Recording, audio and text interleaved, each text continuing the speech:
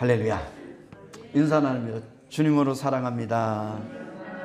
은혜 많이 받으세요. 은혜 많이 받는 시간이 되길 주님으로 축원합니다. 자, 오늘은 추수감사절입니다. 2000 몇 년이죠? 23년이라 한 해를 주시고 한 해의 결실과 수확에 감사하는 날이 바로 오늘 추수감사절입니다. 그래서 특별히 누가복음 12장 말씀 한 부자의 비유를 통해서 하나님께서는 이 부자에게 풍성한 수확을 주셨는데도 불구하고 이 부자는 하나님께 뭐가 없었어요?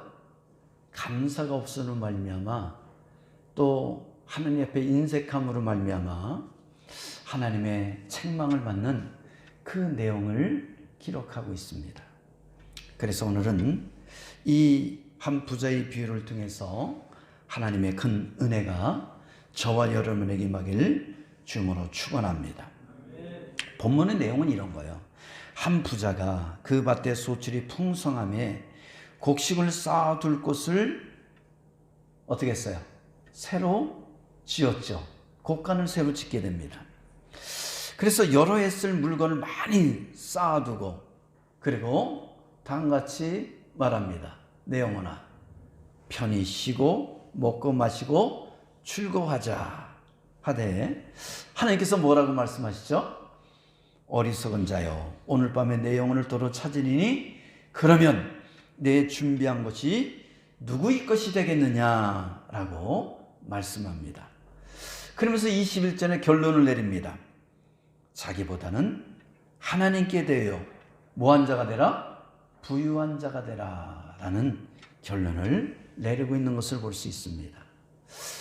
여러분, 그러면 한 부자의 비유를 통하여 우리에게 주시는 교훈은 무엇이냐는 거예요. 무엇이냐? 첫째는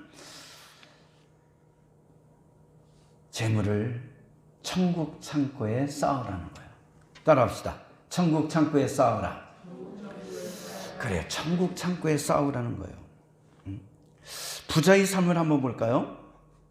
16절을 한번 보면 한 부자가 그 밭의 소출이 뭐하여?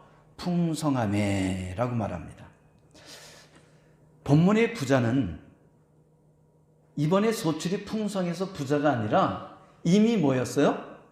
이미 부자였던 사람이에요. 자기 삶의 자리에서 이미 부자로 성공한 사람이었다라는 겁니다. 그런데 그의 소출이 풍성하여 어떻게 됐어요? 더 큰 부자가 되었다라는 것이죠. 이 부자는 투기하지 않았습니다. 남의 것을 사기치지도 않았어요. 갈취하지도 않았습니다. 열심히 땀 흘려 수고하고 일해서 뭐가 된 거예요? 부자가 된 사람이었습니다. 그걸 보면 이 부자는 인간적인 관점에서 보면 자신이 땀 흘려 수고하고 애쓰고 그리고 일꾼들을 잘 부려서 풍성한 소출을 거둬서 그것을 다 담을 수 없기에 이미 있는 창고에 곡간에 다 담을 수 없기에 그것을 뭐 했어요? 다 헐고 새로 큰 곡간 창고를 지어서 거기에 곡식과 뭐를 집어넣죠? 자기의 물건들을 채워놨다라는 것이죠. 자, 뭐 문제될 거 있어요? 없어요? 아무 문제될 거 없습니다.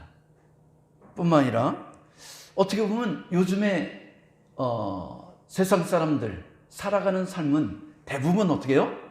이런 삶을 살아가는 것을 볼 수가 있지요.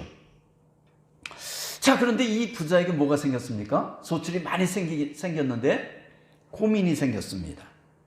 17절을 보니까 심중에 생각하여 이르되 내가 곡식 쌓아둘 것이 없으니 어찌할까? 여러분, 사람이 아무리 부자라도 뭐가 있는 거예요? 고민이 있구나. 근데 사람은 다 고민하며 살아요. 있으면 있는 대로, 없으면 없는 대로. 근데 이 부자의 고민은 어떤 고민이에요? 어떤 고민 같습니까? 행복한 고민 아니에요?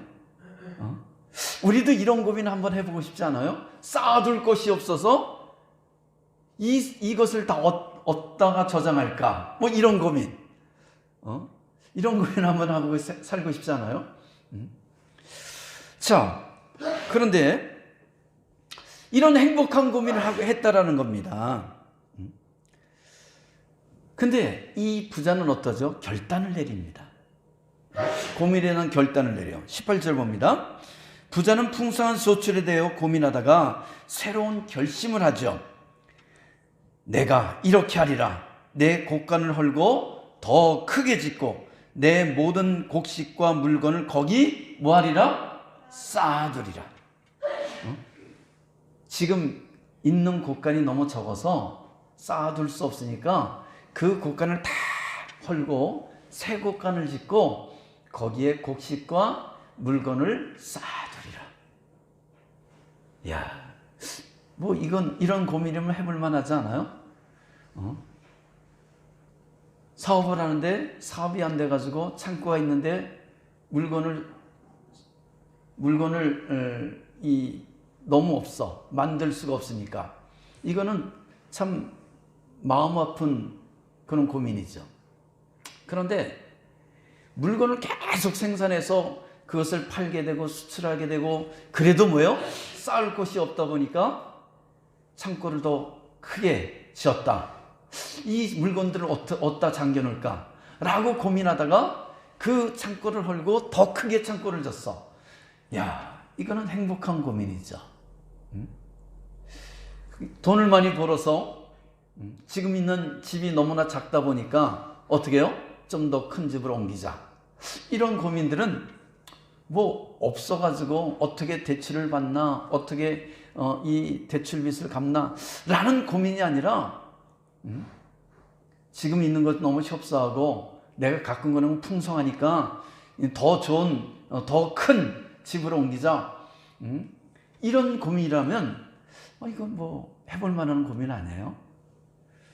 그래서 어떻게 되죠?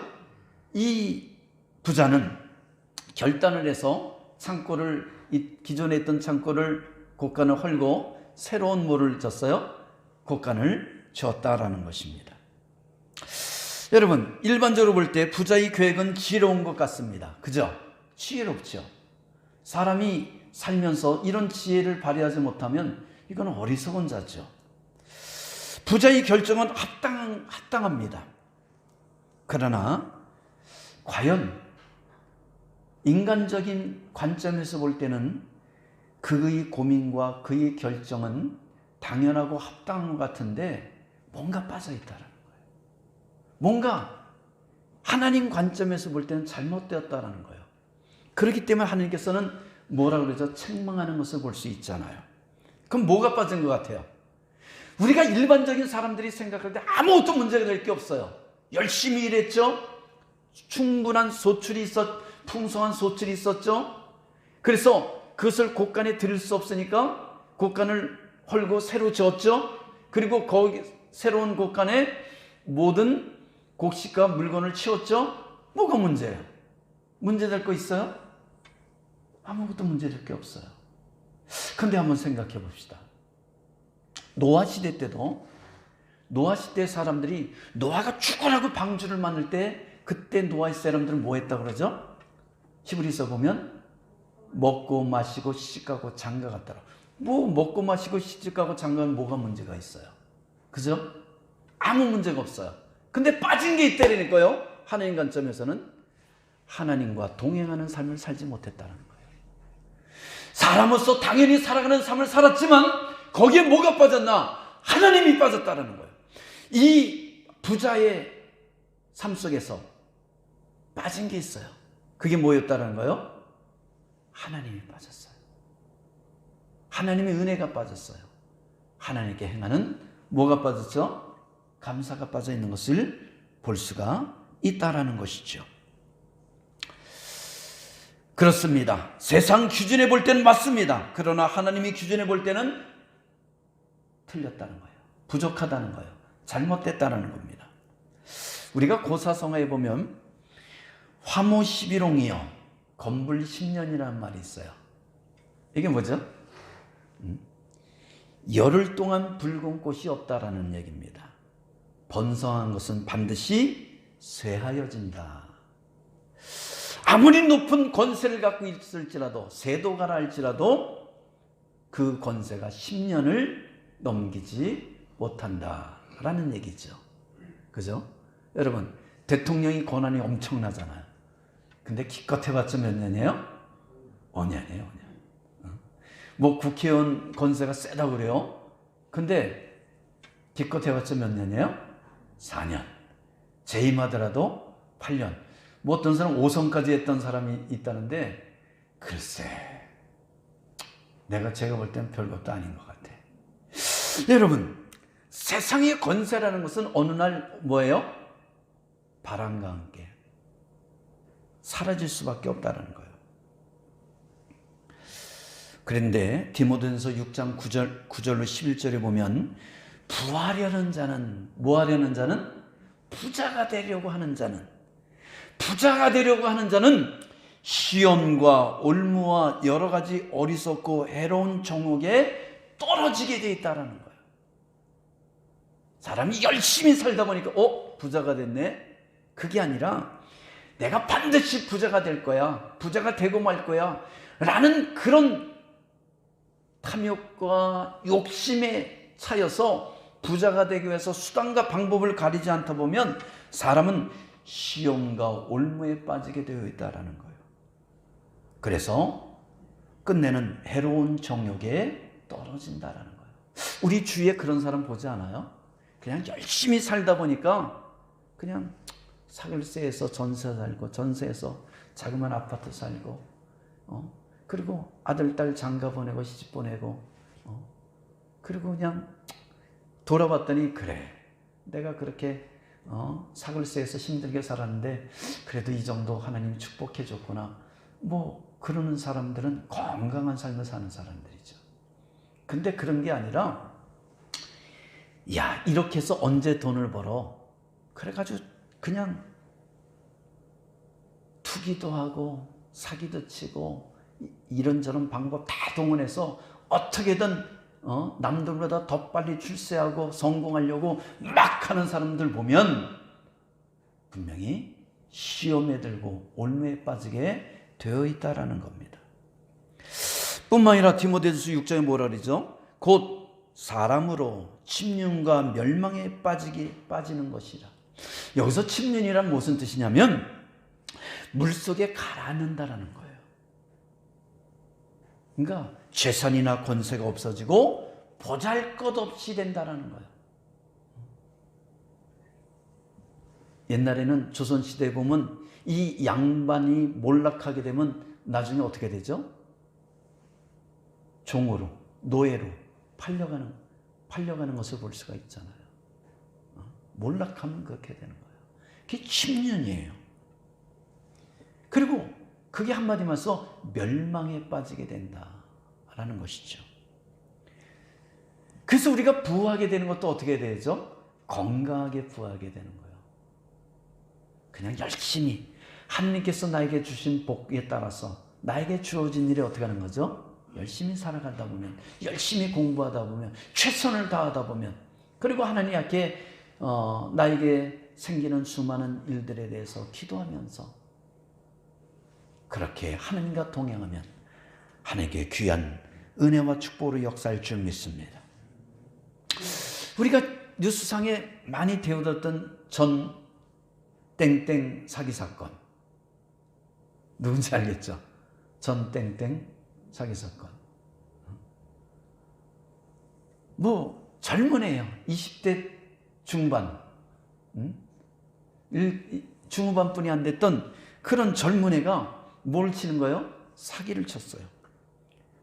재벌 3세 있네 하면서 3억이 넘는 벤틀리를 선물 제공하고 8억 800만이 넘는 이 명품 가방을 시계 목걸이에서 선물로 준 것이 6억이 넘는다고 합니다.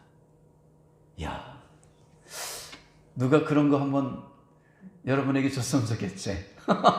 그잖아요. 어떤 사람은 그래요. 뭐 어떻게든 그런 거 한번 받아봤으면 소원이 없겠다 그러는 사람도 있잖아요. 여러분, 그 선물 공세에 넘어가서 결혼까지 하려고 했던 사람이 있었잖아요. 근데 그 결과는 뭐예요? 결혼빙자, 투기사기였잖아요.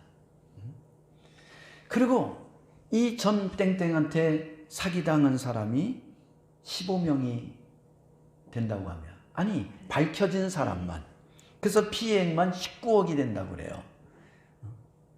근데 이 피해본 사람들이 왜 그렇게 피해를 봤죠? 왜 그렇게 피해를 본 것 같아요? 참 미안하고 민망한 얘기지만 쉽게 돈을 벌려고 그래서 그래요. 쉽게. 그거를 투자하면 은행에 해봤자 2%, 3%도 안 되잖아요. 그런데 투자하면 6%, 8%, 10% 막 이렇게 준다 그러니까 뭐 하는 거예요? 투자하는 거죠. 근데 여러분, 그렇게 쉽게 돈 벌 거라면 자기가 같이 왜 나에게까지 오겠어요? 그래 안 그래요? 아니 자기가 같이 그 이익이라면 자기가 같이 왜 나에게까지 오겠어? 그러니까 너무 터무니없이 뭐가 높고, 그리고 이 합리화되고 객관화되지 않는 것이라면 여러분 거기에 투자하지 마세요. 이렇게 얘기하면 목사님 투자하고 싶어도 투자할 것이 없습니다. 그죠? 투자하고 싶어도 투자할 게 없어요. 제발 좀 투자할 돈이라도 있었으면 좋겠습니다. 뭐 그렇게 얘기하는 분들도 있겠죠. 근데 차라리 없는 게 감사한 거예요. 없는 게 감사한 거예요. 자,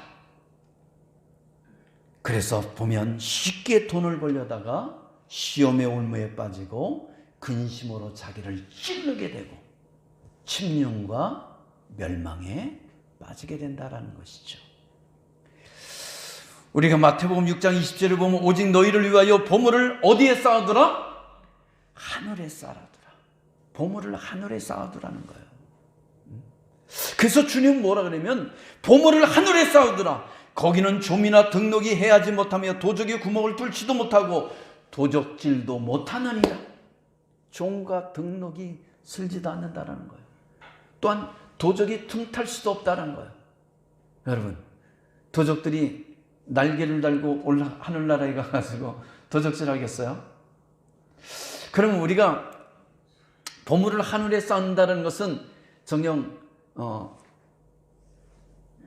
이 하늘나라에 그 저금을 하면 하나님께서 딱 통장을 챙겼다가 나중에 이자 붙여 돌려주고 그러는 거예요? 우리가 하늘나라에 보물을 쌓으려고 쌓을 수가 있어요, 없어요? 없어요. 인간적인 방법하고는 다른 거예요, 개념하고는. 뭐 하라는 거예요? 그것은 하나님께서 내게 주신 재물과 재능, 신앙을 하나님을 위해서 사용하라는 거예요. 그게 바로 뭐냐면 보물을 하늘에 쌓는 거예요. 하나님께서 나에게 주신 것을 뭐에 쓰는 거예요? 구제하는데, 선교하는데 사용하는 거예요. 아니, 내가 하나님을 위해서 사용하고 예물을 드리는 데 사용하고 선교를 위해, 구제를 위해 사용했는데 그건 날아가는 것이지, 그건 사라지는 것이지, 그건 없어지는 것이지 어떻게 쌓는 것입니까? 이건 인간적인 계산 방법이죠. 근데 하나님은 그것이 바로 천국에 쌓는 것이다. 내가 그것을 기억했다가 정녕 30배, 60배, 100배로 너에게 다시 돌려줄 것이다.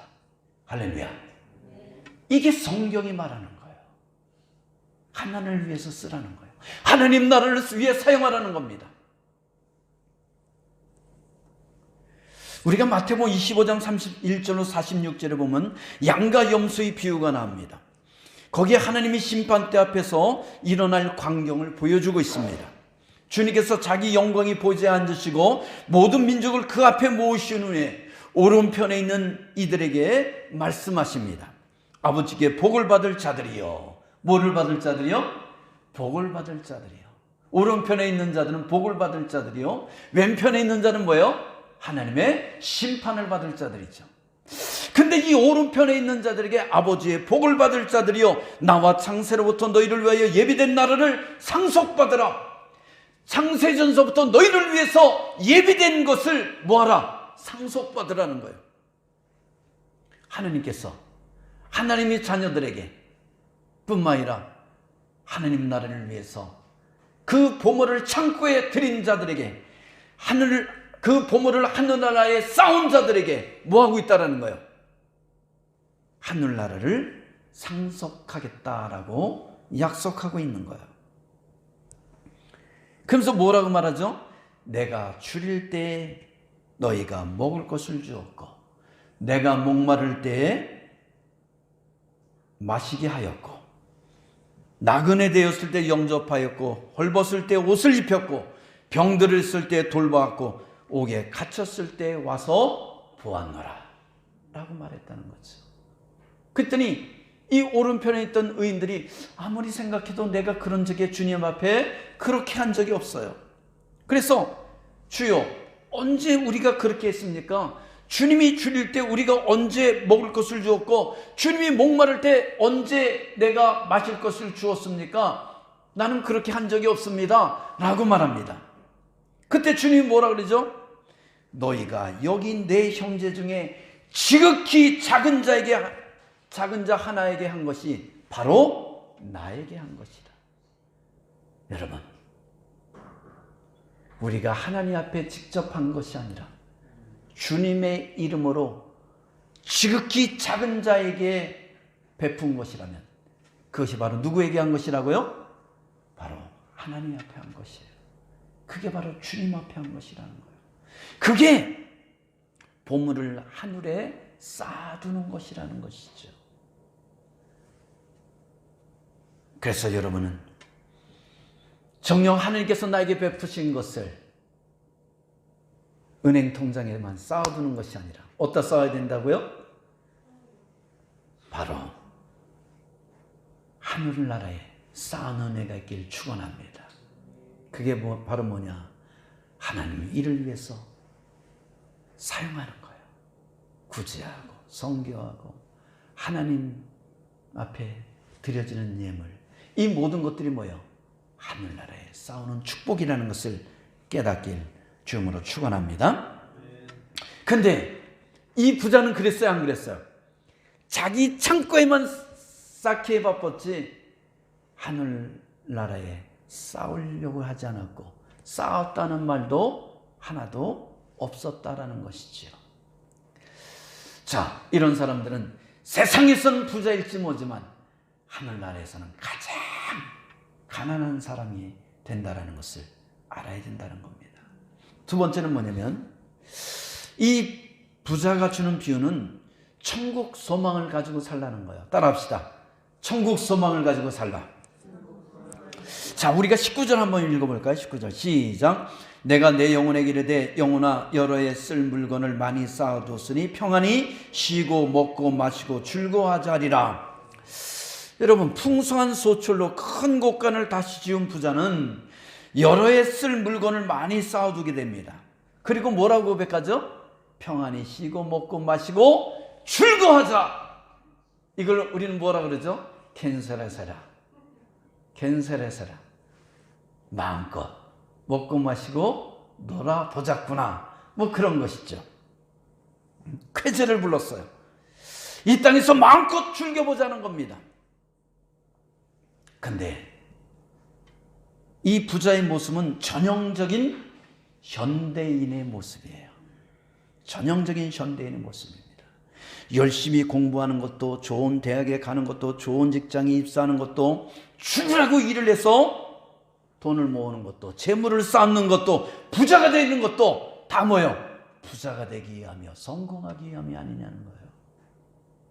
뭐 그게 크게 문제입니까? 다 그렇게 살아가지 않아요? 그렇게 돈을 모았습니다. 그렇게 부자가 됐어요. 그렇게 나름대로 성공했습니다. 그러면 그것을 가지고 뭐 했을 것 같아요? 이 부자와 비슷합니다. 정녕 어느 아파트를 살까? 몇 평짜리 아파트를 살까? 차는 무슨 차를 살까? 땅을 어디다 또 살까? 몇 평을 살까? 세컨드 하우스를 어떻게 어디다 구입할까? 주말이라면 놀러 가야 되잖아요. 여행은 어디로 갈까? 세계 일주를 어떻게 할까? 이런 것에 편안히 쉬고 먹고 마시고 즐기자라는 거 아니에요?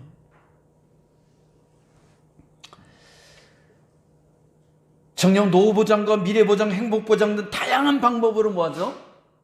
재테크를 하는 것을 볼 수가 있습니다. 근데 우리는 세상을 향한 재테크가 아니라 천국 재테크를 하길 주님으로 축원합니다. 무슨 재테크요? 천국 재테크. 다시 말해서 천국의 소망을 갖고 살자라는 것이죠. 이 한 부자는 18절에 뭐라고 그러고 있습니까? 내가 내 곳간에 내 모든 곡식과 물건을 쌓으리라.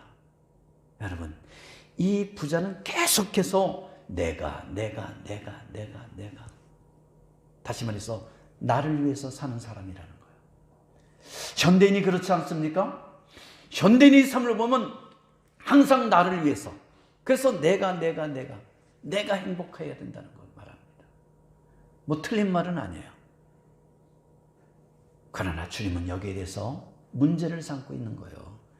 내가가 아니라 우리가 돼야 되고, 내가가 아니라 정녕 이 땅이 아니라 이 땅에 창고를 짓고 이 땅에서 편히 쉬고 먹고 마시고 즐기는 것이 아니라, 아니 그렇게 살더라도 너는 항상 천국에 대한 소망을 갖고 살아야 된다는 겁니다. 천국의 소망을 갖고 사는 사람은 내가 사는 것이 아니라 내가 주님을 위해서, 하나님 나라를 위해서, 교회를 위해서, 정녕 하나님 영광을 위해서 어떻게 살 것인가라는 것을 고민하게 되고 기도하게 된다라는 것이죠.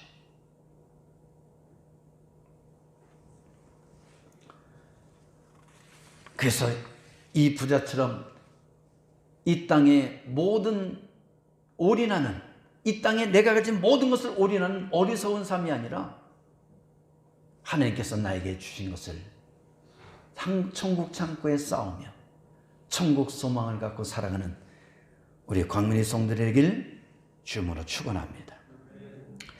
자, 20절 한번 볼까요? 20절. 여기에 대해서 이 내가 하는 이 부자에 대해서 하나님의 반응이 나옵니다. 자, 20절 시작. 이르시되 어리석은 자여, 오늘 밤에 내 영혼을 도로 찾으리니 그러면 내 준비한 것이 누구의 것이 되겠느냐. 자, 인간적인 방법을 볼 때는 이 부자는 열심히 살았고, 그리고 그것을 창고에 들여서 이제 흐뭇해하면서 뭐라 그래요? 편히 쉬고 먹고 마시고 즐기자. 뭐 잘못된 게 뭐가 있는 것 같아요? 없잖아요. 근데 하나님 뭐라 그래요? 어리석은 자요, 그렇게 말하고 있다는 거예요. 어리석은 자요. 오늘 밤 내 영혼을 취하면 네가 창고에 네 곳간에 들인 것은 네 것이 되겠느냐라는 것이죠. 여기서 우리가 생각나는 노래 가사말, 내 거인 듯 내 거 아닌 내 거 같은 너. 여러분 그러잖아요. 재물이라는 게 가만히 보면 내 거 같아요. 근데 내 거인데 내 거 아닌 거예요. 오늘 주님의 말씀을 가만히 들어보면 내 거잖아요. 그래서 편히 쉬고 먹고 마시고 하자. 근데 오늘 내 영혼을 내가 데려가면 그게 누구 것이 되겠느냐? 내 거인데 내 거인 듯 내 거 아닌 내 거 같은 너. 그죠? 어정쩡해. 뭔가 어정쩡하잖아요. 그래서 내 주머니에 있다고 내 것이 아니에요. 내 주머니에 있다고 내 것이 아니에요. 그래서 죽은 사람은 수위에 뭐가 없어요? 주머니가 없잖아요. 왜? 다 넣고 가야 되니까. 그래서 우리는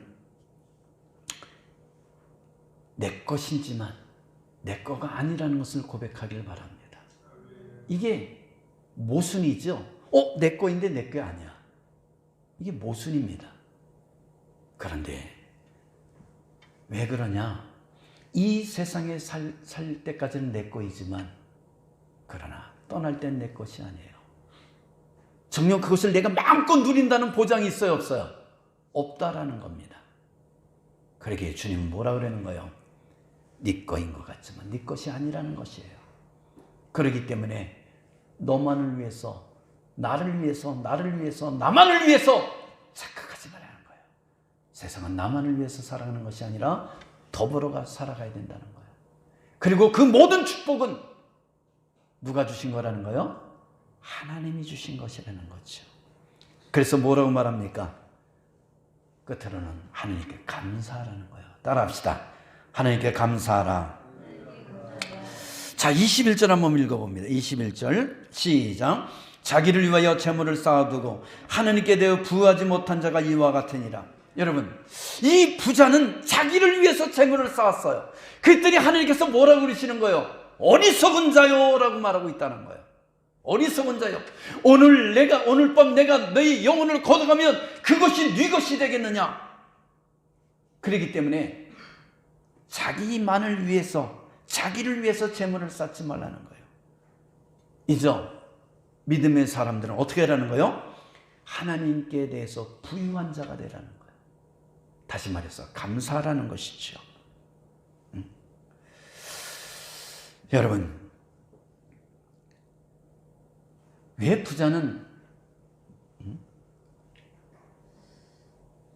곡간을 새로 짓고 거기에 모든 곡식과 그리고 물건들을 채워놓고서 그 곡간을 쳐다보며 이제 여러 해 동안 먹을 것을, 즐길 것을 채워놨으니 편히 쉬고 먹고 마시고 즐겨보자. 왜 그랬을까요? 뭐 모든 사람들이 다 그러긴 하지만 많이 쌓아두면 이제 쉬어야지, 이제 즐겨야지, 다들 그러지 않아요? 왜 이런 생각을 했을까요?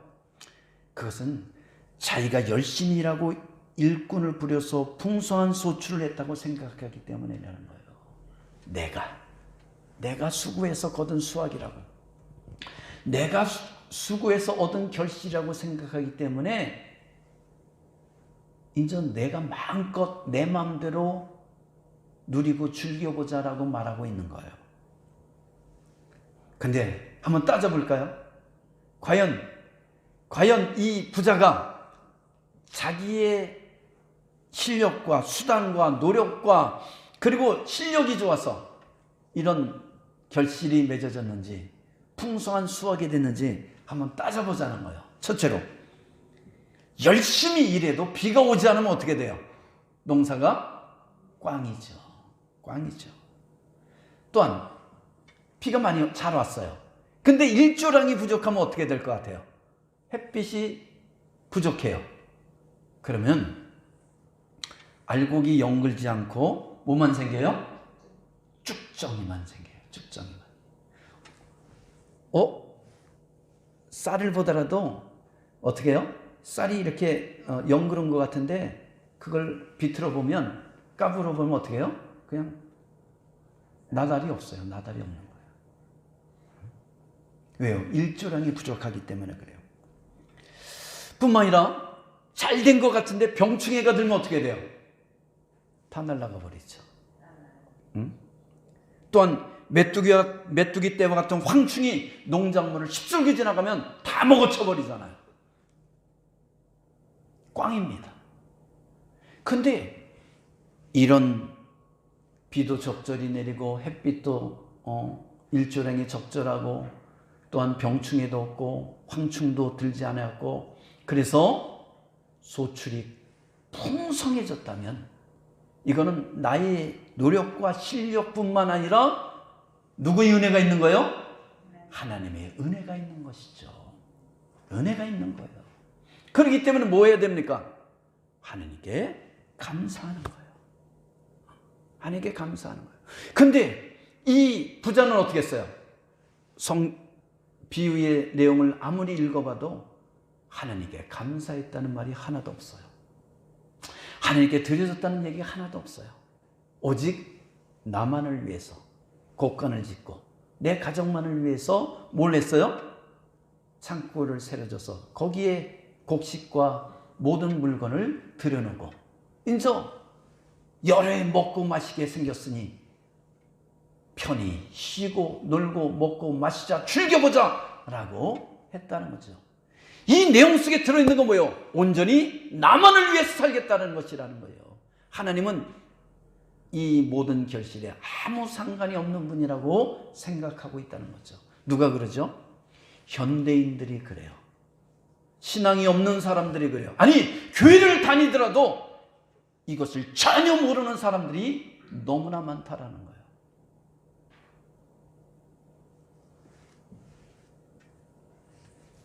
자, 그래서 하나님이 도와주지 않으면 농사는 망치게 돼 있습니다.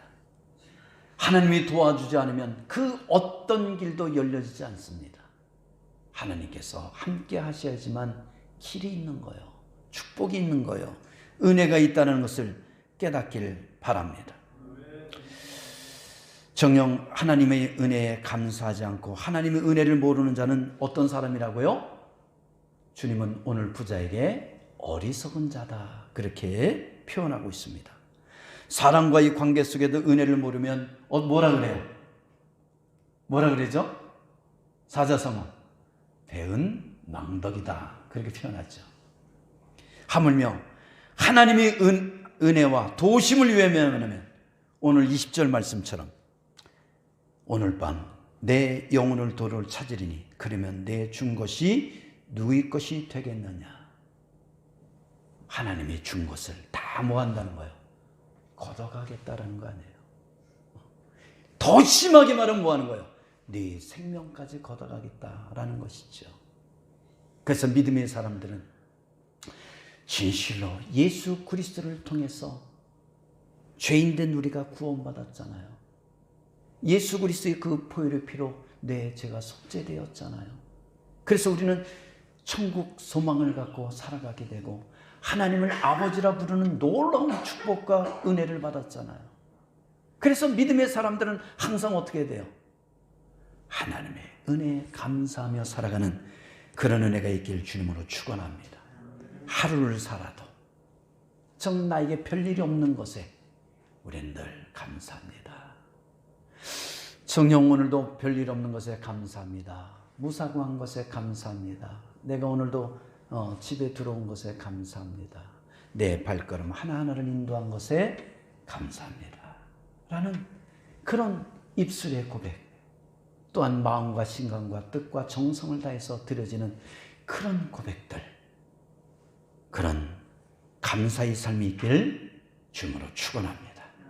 축원합니다. 기도합니다.